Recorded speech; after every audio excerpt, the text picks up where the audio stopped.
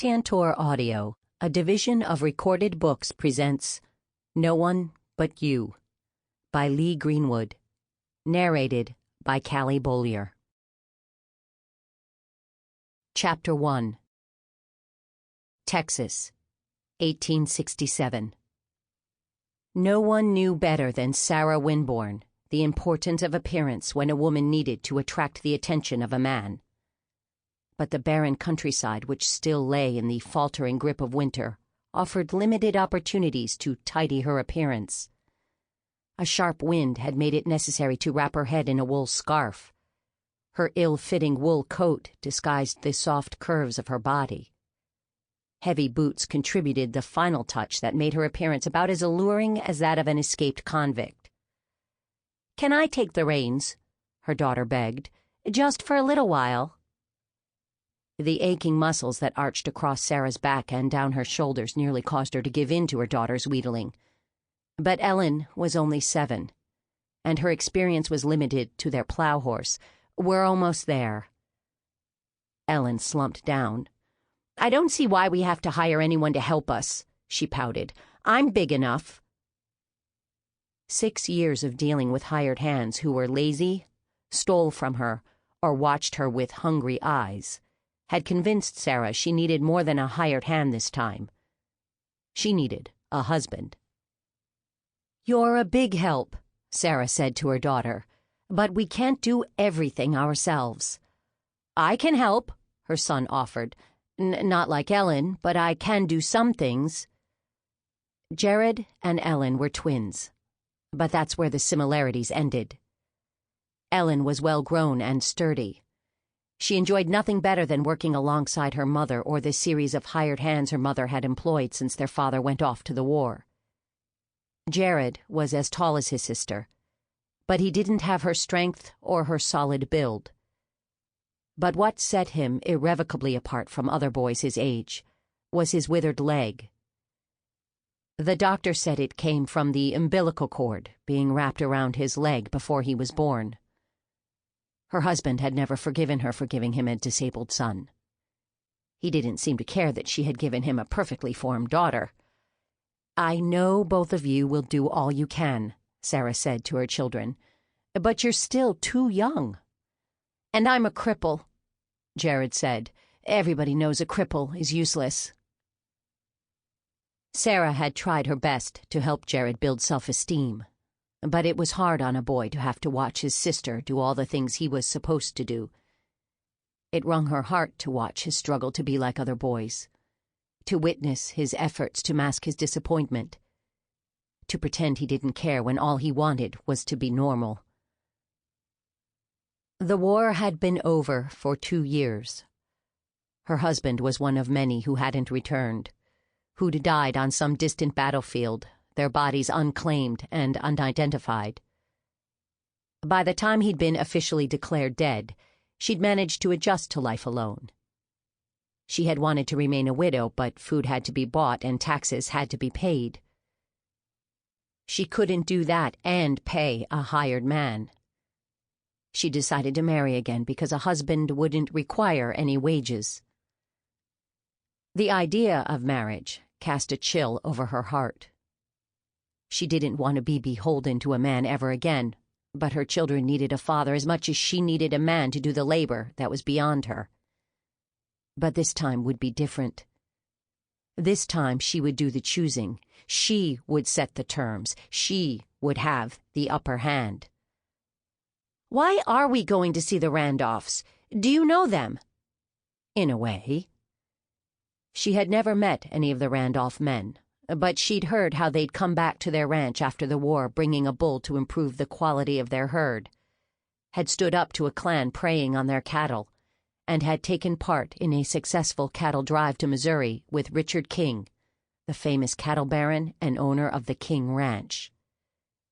She'd also heard that the Randolph crew included several honest and responsible war veterans. She hoped to persuade one of those men to become her husband. "What are they like?" Jared asked. She knew he was really asking if they would like him. She'd heard that the oldest Randolph brother had been an officer in the war, and that 2 younger ones had held the ranch against all comers. That didn't seem like a recipe for understanding a boy with a withered leg. She had to be honest with Jared. Trying to protect him had only led to more hurt. "I don't know what they're like, but from what I've heard, they're honorable men." They both knew honor seldom included an understanding of anyone who was different. She loved Texas and Texans, but the men seemed to feel that anyone unable to participate in typically male pursuits wasn't welcome to share their company. She could only assume they were too embarrassed or incapable of allowing themselves to show emotion. Emotion was considered feminine, and no Texas man could live with the thought that he might be anything less than thoroughly masculine. Ellen pointed to a post that had a 7 enclosed in a circle carved into it. "Is that their ranch?" Sarah's stomach cramped, and her chest felt tight. The idea of approaching the Randolphs had been daunting when it first occurred to her. Now that she had reached the ranch, her anxiety escalated, as did her doubts about her sanity in considering such a course of action. Her fear that her mission would be fruitless, might even be seen as begging, asking for pity. Yet she would endure anything, because she was faced with losing their home, her only means of supporting her children. "It's their brand," Jared pointed out, "and the trail branches off here." The trail was broad and well-worn, an indication that a lot of business was conducted from this ranch. That encouraged Sarah as much as it made her fearful. Why would a successful, probably even wealthy family be interested in helping her? Being a war widow didn't give her any special distinction. There were thousands of them in Texas, many in worse circumstances than she. Nor would she trade on Jared's limitations. That would only make him feel worse about himself. But she had no choice. She hadn't found anyone in Austin who would work for the wages she could afford to pay. That's what had propelled her on the desperate course of deciding to hire a husband. "I don't see a house," Ellen said. "Ranchers like to live in the middle of their land," Jared said. "That way they don't have to ride so far each day." "I wouldn't care how far I had to ride," Ellen said. "That's the best part of owning a ranch." The girl loved horses. The landscape felt as threatening as the circle of debt closing in around her.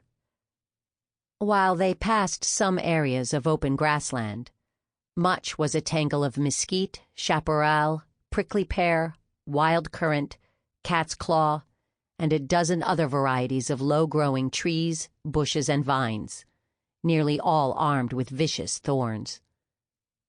Come spring, they would be covered with sweet-scented flowers. Some would produce succulent berries in summer that could be made into jam if one was brave enough to risk the thorns. All provided a hiding place for the longhorns on which most Texans depended. "I don't see many cows," Jared said. "That's because there won't be much graze here until spring," his sister said. "The cows probably stay near creek bottoms." Sarah was more interested in looking for calves sired by the bull the Randolphs had brought from Alabama. She was hoping she could find a way to buy one of the bull calves eventually. She needed to improve her herd if she was to provide her children with an inheritance.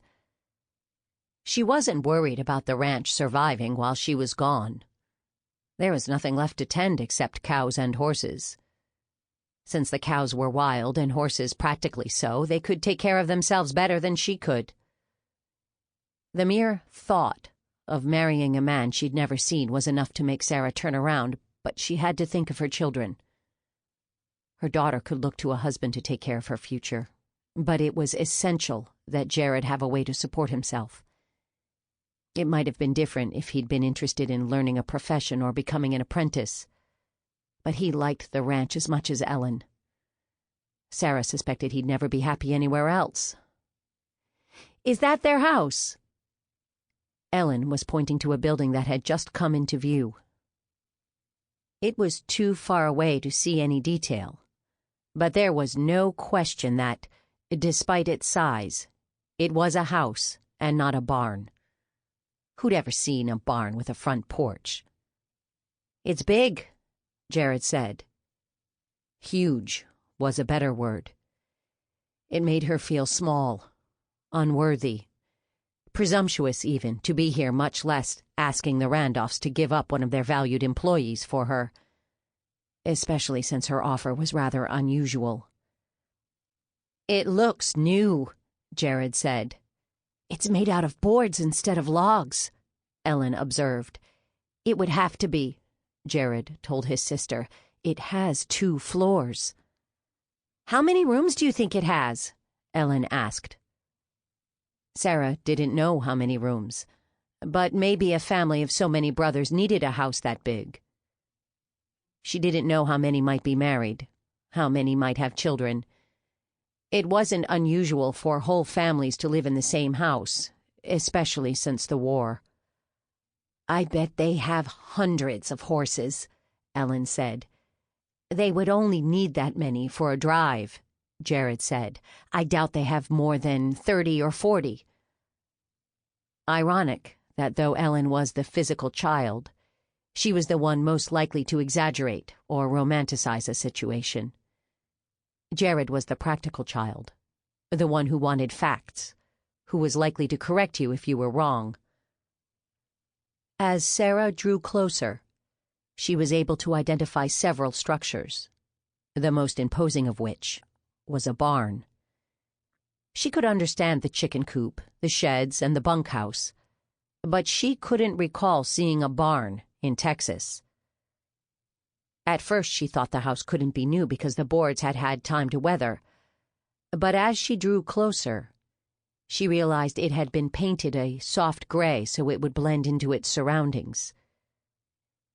She liked the cleared yard, the trees planted for future shade, the beds she could imagine being full of flowers in the spring, the porch provided with several chairs for rocking in the cool of the evening. How was she going to convince any man to leave this ranch for a place so run down the bank president had done everything he could to keep from having to foreclose on it? "Do they have any kids?" Jared asked. "I don't know." She hadn't been able to find out a lot about the family without asking questions that were bound to raise unwanted curiosity. One man who'd quit had spread such an unflattering description of her ranch that no one would talk to her. Even taking into consideration the economic depression that had gripped Texas after the war, the wage she could pay was not enough for a man to feel he was getting paid for his work. Again, a husband wouldn't expect to get paid. "Do you think we can find anybody here who will work for us?" Jared asked. "They have a bunkhouse." Her ranch didn't have a bunkhouse. The men had to sleep in the shed. They hadn't liked doing that, but she'd refused to let any of them sleep inside because there were only 2 bedrooms. More than one man had implied he'd be willing to work harder with more encouragement. Sarah had never had any doubt of what kind of encouragement they meant. "I hope so," Sarah said. "No one in Austin would." She hadn't told the children what she intended to do. She was too afraid of the questions they would ask. She was even more afraid of what she would have to settle for. She was a realist. She didn't have much to offer besides herself. But she refused to think about that yet. She still believed there were honorable men in Texas. She had no one else to fall back on. Her parents were dead, and Roger's family had turned cold when Jared was born. When Roger didn't return from the war, they cut her off completely. All she had to show for the bargain her father had made with Roger's family was a piece of land that was too large to be a farm and too unsuccessful to be a ranch. She had held out against the compromise nearly every widow faced. Marry the first man who offered, or risk starvation. But now, she had no choice. She had come too far to turn back. But now that she was here, she wondered if she hadn't been an idiot to attempt such a crazy plan. Regardless of any agreement she might make, it would be her husband's legal right to expect her to behave as his wife. She didn't want to be any man's wife ever again, but she would do it for her children. There was nothing special in that. Thousands of women were forced to do it, even when there wasn't a war. "I bet they have a dozen beds in that house," Jared said to his sister. "I'd rather sleep in the bunkhouse," Ellen said, her eyes glowing. "We'll sleep in the wagon, just like we have since we left home," Sarah told her children.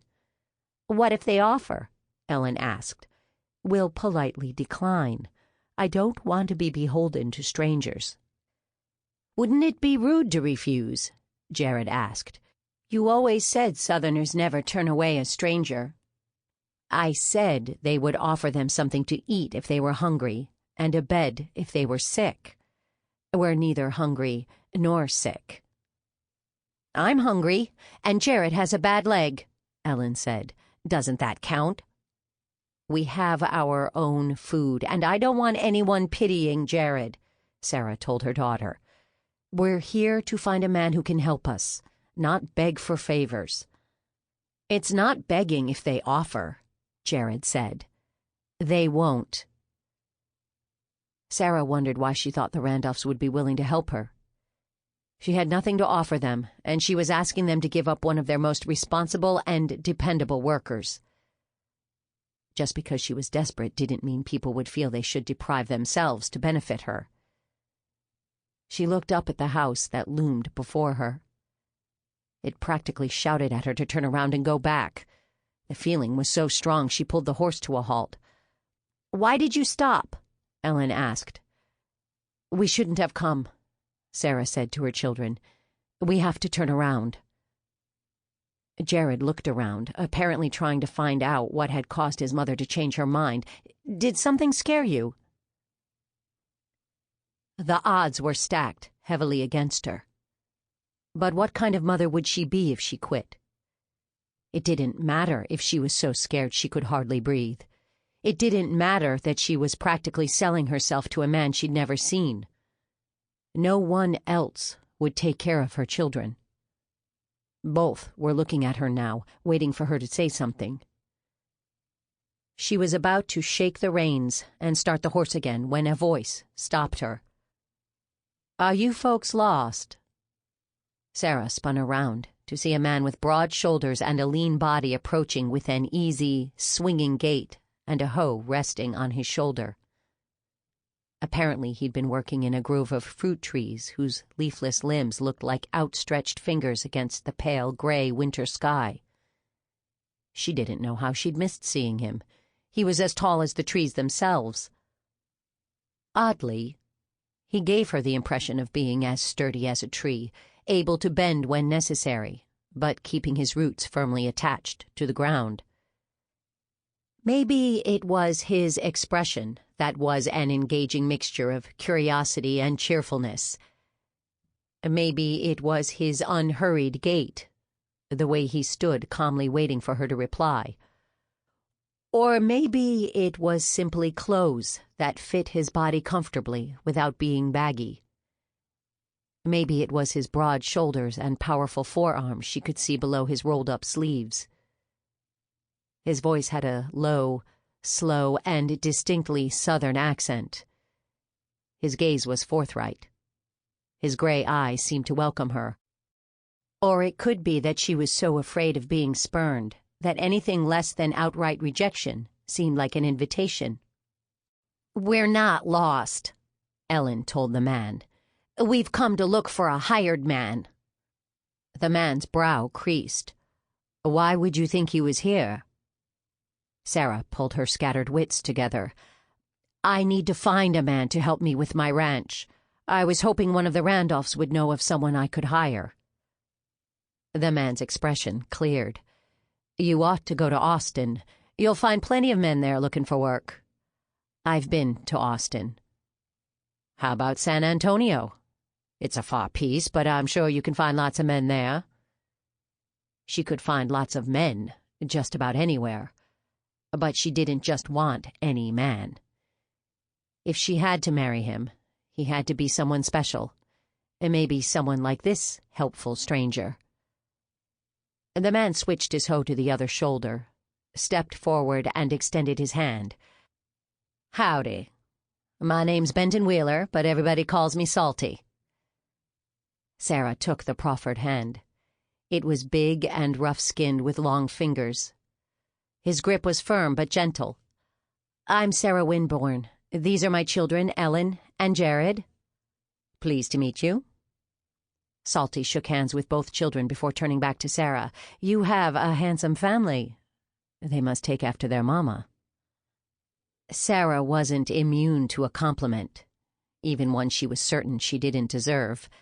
They had a very handsome father. "A lady like you doesn't deserve anything less." This man's voice was like a fragrant oil, slipping sweet compliments by her in a way that made it feel like he meant every word. "He died in the war," Ellen said. "I'm mighty sorry to hear that. Children deserve a father." They'd never had one, but that wasn't something Sarah was willing to share with a stranger, even an intriguing stranger who had succeeded in making her feel pretty when she knew she didn't look pretty. "He never did right," Ellen said. "Do you think that makes him a bad father?" "He couldn't write if he died." "I suppose so," Ellen agreed with Salty, "but Mama wanted at least one letter." Sarah loved her daughter dearly, but the girl had no idea when to keep her mouth shut. She was as open and uncomplicated as the horses she loved so much. "I would like to speak to Mrs. Randolph," Sarah said to Salty. "Is she at home?" "She sure is. I'll walk you up to the house." "You don't need to do that." "It's no trouble. Besides, my mama told me to be nice to pretty ladies." The only reason this man couldn't be happily married to an adoring wife would be that his silver tongue had gotten him into trouble with the law and he was hiding out. "I expect it was your father who advised you to offer them soft soap?" Salty grinned. "You have to be a Southerner to know what that means." "Because I'm a Southerner, I know just how much it's worth." She liked his laugh. It was easy, genuine, and was accompanied by glistening eyes that said he was a man who enjoyed a woman's company. She was certain women were equally charmed by his company. He had a way about him that was dangerous, because it made a woman feel all manner of things were possible, even when she knew they weren't. "Ma'am, I think you just accused me of being a purveyor of untruths." Sarah couldn't resist laughing at his mock chagrin. "Nothing so serious. Just a matter of exaggeration. But only a slight exaggeration." His assumed look of hopefulness, like a little boy hoping to escape punishment for some small transgression, almost made her laugh again. This man could have turned her head if she weren't a serious woman in need of a capable and responsible husband. It must be wonderful to be able to wake up each morning knowing that your world was unthreatened, that the day would provide you with reasons to be glad you were alive. It would be ungracious of me to disagree with you, so I won't. Now, you'd better introduce me to Mrs. Randolph before you give me reason to go back on my word." "Your mother is a hard woman," Salty said to Ellen. His accusation provoked Jared into breaking his silence. "No, she's not. She's nice to everyone, even the men who left us." Sarah could tell from Salty's sudden lack of expression that an explanation was required. "2 of the men who worked for us left before fulfilling their agreement. It caused us to lose most of our crops last year," which was the reason she was in such a desperate situation. "I must apologize for my gender," Salty said. "Only a low-down skunk would do something like that." "Arnie wasn't a low-down skunk," Ellen protested. "I liked him." "You liked him because he let you ride with him everywhere he went," Jared said. "I told you he wasn't nice. I just didn't know to call him a low-down skunk." Salty's glistening eyes were at work again. "It seems I've made an addition to your son's vocabulary," he said to Sarah. Do I have to apologize? If she didn't get away from this man, she was going to do something foolish. He probably wasn't married after all. He enjoyed flattering women too much to settle down and get serious with any one. Yet there was something genuine about him that made her believe a woman could depend on him. Despite the flattery and the laughter, he seemed solid, unshakable. Still, she couldn't afford to be dazzled by his smile or thrown off balance by his kindness. I won't ask you to apologize if you'll stop dragging your feet and introduce me to Mrs. Randolph. I could almost believe you didn't want me to meet her.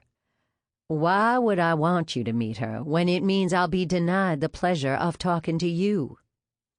She didn't know why Mr. Randolph had hired this man, but she doubted it was for the amount of work he got done. It would be nice to be with someone who had the power to make her feel life wasn't such a burden, but she couldn't afford that luxury. She needed a man who knew how to fix things, to make things work, who wouldn't be put off by the hours of back-breaking labor it would take to put her ranch in order. She needed a man who could fill the role of father to her children. She needed a man who would honor his commitments and respect her. She needed a miracle. Somehow I think you'll survive. Now, if you'll excuse me, I'll introduce myself to Mrs. Randolph. I said I'd walk up with you, and I will. He ambled to the horse's head, secured a grip on the bridle, and clucked for him to start walking. Rose.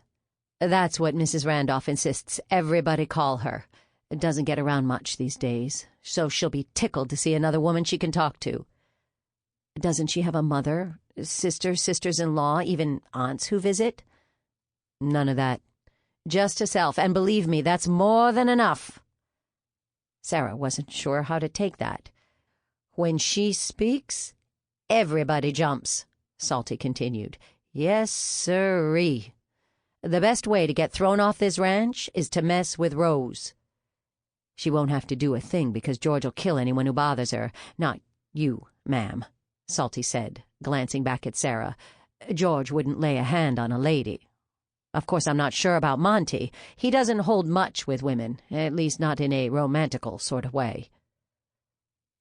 Sarah had never met a man who barely paused long enough to allow someone else to get a word in edgewise. She had no doubt he could maintain a whole conversation by himself. Maybe I shouldn't have come, she said. I don't want to upset the family. It's too late now. You're trapped. Sarah cast nervous glances on either side and behind, but didn't see anyone else. What do you mean? Salty pointed toward the house. Rose has seen you. You can't back out now. Chapter 2. Sarah looked toward the house where a woman stood on the porch beckoning to her. She noticed two things right away. The woman was very pretty, and she was very pregnant. Rose is expecting her first baby, Salty told her. George has tried his best to convince her to stay in the house, but he gave up. People usually do when they go up against Rose. Maybe I should talk to her husband instead. If you think Rose is going to let you leave without talking to her, you don't know Rose. But of course you don't know her. You couldn't. But you'll love her, like everybody else.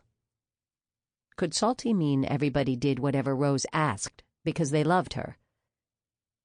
Sarah had never heard of a woman who had that kind of power over men. Such a skill would be more valuable than gold. Rose came down the steps to meet Sarah before Sarah's wagon came to a stop. She didn't act like a woman who needed to stay inside.